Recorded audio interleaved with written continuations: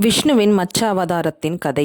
புனித நூல்களின்படி ஒரு காலத்தில் உலகமே அழிந்து போகும் அளவுக்கு ஒரு பெருவெள்ளம் ஏற்பட்டது. அப்போது அனைத்து உயிர்களையும் காப்பாற்றும் கருணையால் விஷ்ணு பகவான் ஒரு மாபெரும் மீனாக மச்ச அவதாரமாக தோன்றி படைப்பை காத்தார்.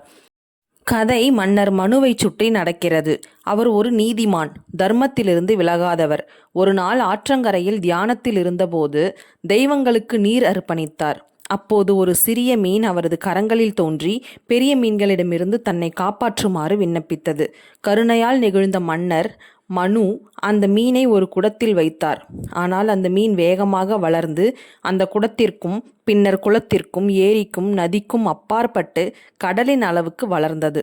அப்போது அது தன்னை விஷ்ணுவாக வெளிப்படுத்தி விரைவில் உலகமே ஒரு பெரு வெள்ளத்தில் மூழ்கப் போகிறது என்று எச்சரித்தது. மனுவிடம் அவர் ஒரு பெரிய படகை கட்டி அனைத்து உயிரினங்களின் விதைகளையும் சப்த ரிஷிகளையும் சேர்த்து கொள்ளும்படி அறிவுறுத்தினார். வெள்ளம் வந்தபோது மச்ச அவதாரம் மீண்டும் தோன்றி தனது கொம்பில் பாம்பை கட்டி அந்த படகை கொந்தளிக்கும் அலைகளில் வழிநடத்தியது. வெள்ளம் அடங்கிய பின் மனுவும் முனிவர்களும் பூமியை மறுபடியும் மக்கள் நிரம்பச் செய்தனர். இதனால் உயிரும் ஞானமும் தொடர்ந்தன.